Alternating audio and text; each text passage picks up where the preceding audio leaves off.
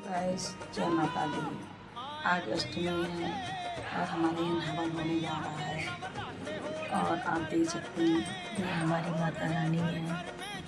ये मैंने 9 देवियों की स्थापना की है।